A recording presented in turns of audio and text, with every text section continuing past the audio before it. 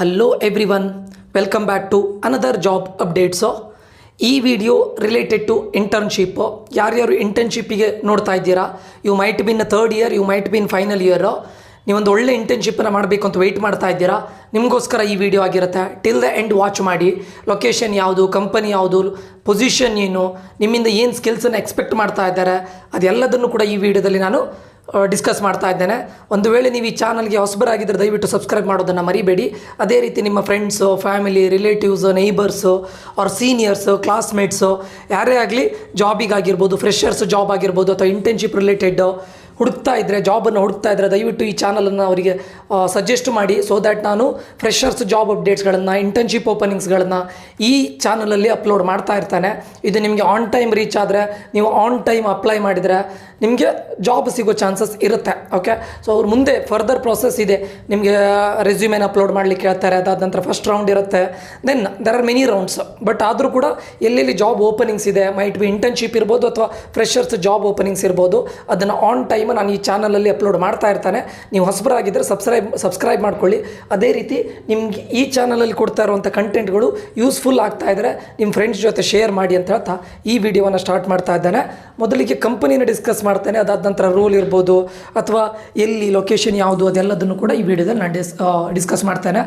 Company ಬಂದುಬಿಟ್ಟು Wipro, job ಬಂದುಬಿಟ್ಟು internship. Okay, Wipro ಅನ್ನೋ ಕಂಪನಿಯಲ್ಲಿ ಇಂಟರ್ನ್ಶಿಪ್ ಇದೆ. ಸೊ ಬೆಂಗಳೂರು ಲೊಕೇಶನ್, ಬೆಂಗಳೂರು, ನಮ್ಮ ಬೆಂಗಳೂರಿನಲ್ಲಿ ಲೊಕೇಶನ್ ಇರುತ್ತೆ. ಇದು ನೋಡಿ, ಪೋಸ್ಟಿಂಗ್ ಡೇಟ್ ನೋಡಿ 2/6/2026. ಇದೇನು 2/6/2026 ಅದು posting start date. Okay, so ಇದು ಸ್ಟಾರ್ಟ್ ಆಗೋ ಡೇಟನ್ನು ಕೊಟ್ಟಿದ್ದಾರೆ. So that is 2/6/2026. Company Wipro ಆಗಿದೆ.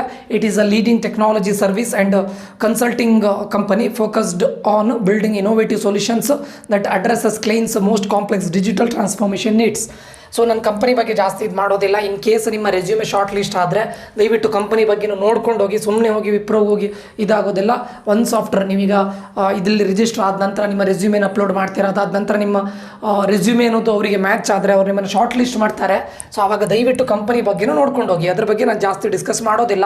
It is service based company and consulting company. ಅದು ನಿಮ್ಗೆ ಗೊತ್ತಿದೆ, ಟೆಕ್ನಾಲಜಿ ಸರ್ವಿಸ್ ಮತ್ತು ಕನ್ಸಲ್ಟಿಂಗ್ ಕಂಪನಿ.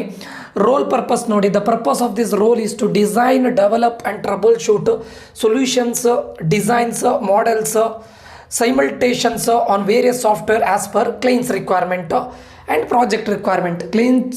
ಕ್ಲೈಂಟ್ ಇದು ರಿಕ್ವೈರ್ಮೆಂಟಿಗೆ ಸರಿಯಾಗಿ ಅಥವಾ ಪ್ರಾಜೆಕ್ಟ್ ಇದು ರಿಕ್ವೈರ್ಮೆಂಟಿಗೆ ಸರಿಯಾಗಿ ನೀವೇನು ಮಾಡಬೇಕು, ಡಿಸೈನ್ ಮಾಡ್ಬೋದು ಅಥವಾ ಡೆವಲಪ್ ಮಾಡ್ಬೋದು ಅಥವಾ ಟ್ರಬಲ್ ಶೂಟ್ ಮಾಡ್ಬೋದು, ಎಲ್ಲದನ್ನೂ ಇರುತ್ತೆ. ಓಕೆ, ಸೊ ಕಂಪ್ಲೀಟ್ ನೀವು ಸಾಫ್ಟ್ವೇರ್ ಡೆವಲಪ್ಮೆಂಟ್ ಲೈಫ್ ಸೈಕಲ್ನ ಎಲ್ಲ ಫೇಸಲ್ಲೂ ನೀವು ಗೊತ್ತಿರಬೇಕು, ವರ್ಕ್ ಮಾಡಬೇಕು, ಯಾವುದು ಇರ್ಬೋದು. Okay, so design and develop solutions as per a client requirement. Specification ಅವ್ರು ಕೊಟ್ಟಿದ್ದಾರೆ ನೋಡಿ, work on different softwares like CAD, CAE to develop appropriate models as per the project plan or customer requirements.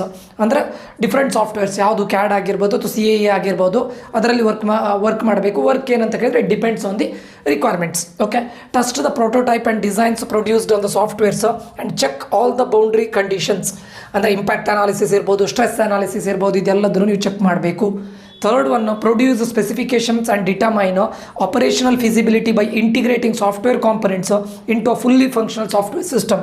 ಅಂದರೆ integration ಇರುತ್ತೆ, ಅಂದರೆ different software ಕಾಂಪೊನೆಂಟ್ಸನ್ನು integrate ಮಾಡಿ ಅದನ್ನು completely ಅಂದರೆ ಏನು ಫಂಕ್ಷನಲ್ ಸಾಫ್ಟ್ವೇರ್ ಸಿಸ್ಟಮನ್ನು ನೀವು ಡಿಸೈನ್ ಮಾಡಬೇಕು. ಇದೆಲ್ಲದನ್ನು ಮಾಡಬೇಕು. Okay, next create a prototype as per the engineering drawings and outline CAD model is prepared. Perform failure effect mode analysis for any new requirements received from the clients. ಅಂದರೆ ಕ್ಲೈಂಟಿಂದ new requirements ಬಂದಾಗ ಅದನ್ನು ಕೂಡ test ಮಾಡಬೇಕು, analysis ಮಾಡಬೇಕು.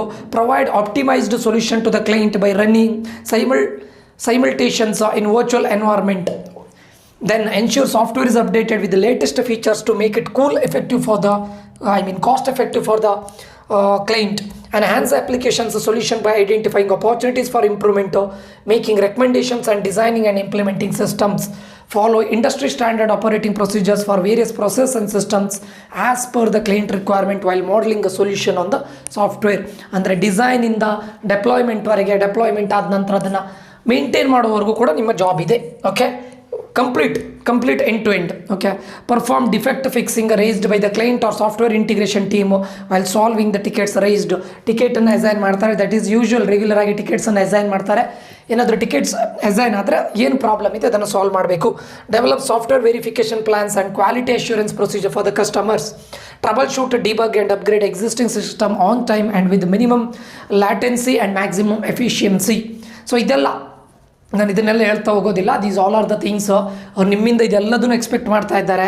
Ensure reporting and documentation. ಇದು end ಅಲ್ಲ, at the end ಕ್ಲೈಂಟ್ಸಿಗೆ ನಾವು ಏನು ಮಾಡಿದ್ದೇವೆ ಅದನ್ನು ರಿಪೋರ್ಟ್ ಕೊಡಬೇಕು, ಅದನ್ನು ಡಾಕ್ಯುಮೆಂಟನ್ನು ಕೊಡಬೇಕು. Ensure weekly monthly status reports for the clients as per the requirements.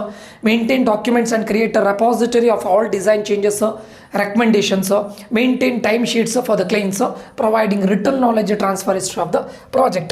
ಇದಿಷ್ಟು ಓಕೆ. ಸೊ ಅದರಲ್ಲಿ ನೋಡಿ ಡಿಸೈನ್ ಆ್ಯಂಡ್ ಡೆವಲಪ್ ಸೊಲ್ಯೂಷನ್ಸ್. ಫಸ್ಟಿಗೆ ಡಿಸೈನ್ ಮಾಡಬೇಕು, ಡೆವಲಪ್ ಮಾಡಬೇಕು. ಅದಾದ ನಂತರ ಕ್ವಾಲಿಟಿ ಮತ್ತು ಸಿಸ್ಯಾಟ್ ಇರುತ್ತೆ. ಸೊ ಪ್ರಾಜೆಕ್ಟ್ ಪ್ಲ್ಯಾನ್ನ ಪ್ರಕಾರ 100% error free onboarding implementation. Onboard ಆಗುವಂಥ ಒಂದು ಇದನ್ನು ಏನು ಸಾಫ್ಟ್ವೇರ್ನ ಡಿಸೈನ್ ಮಾಡಬೇಕು, ಡೆವಲಪ್ ಮಾಡಬೇಕು. And quality, on time delivery, minimum corrections, first time right, no major defects. ಅಂದರೆ ಪ್ರೊಡಕ್ಷನಿಗೆ ಹೋದ್ಮೇಲೆ ಮೇಜರ್ ಡಿಫೆಕ್ಟ್ಸ್ ಇರಬಾರ್ದು.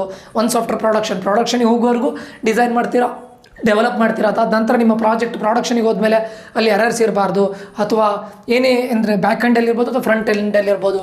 ಏನು ಅಂದರೆ ಇರುತ್ತೆ, ಬಟ್ ಮೇಜರ್ ಇರಬಾರ್ದು, ಮೈನರ್ ಇರಬೇಕು ಅಂತ ಹೇಳ್ತಾರೆ. ಸೊ ನೆಕ್ಸ್ಟ್ ರಿಪೋರ್ಟಿಂಗ್, ಅದು ಗೊತ್ತಿದೆಯಲ್ಲ, MIS ಆ್ಯಂಡ್ ರಿಪೋರ್ಟಿಂಗು, ಇದನ್ನೆಲ್ಲ ಮಾಡಬೇಕು. ಮ್ಯಾಂಡಿಟರಿ ಸ್ಕಿಲ್ಸ್ ಏನಿಲ್ಲಿ, ಸಾಫ್ಟ್ವೇರ್ ಡೆವಲಪ್ಮೆಂಟ್, ದಟ್ಸ್ ಇಟ್.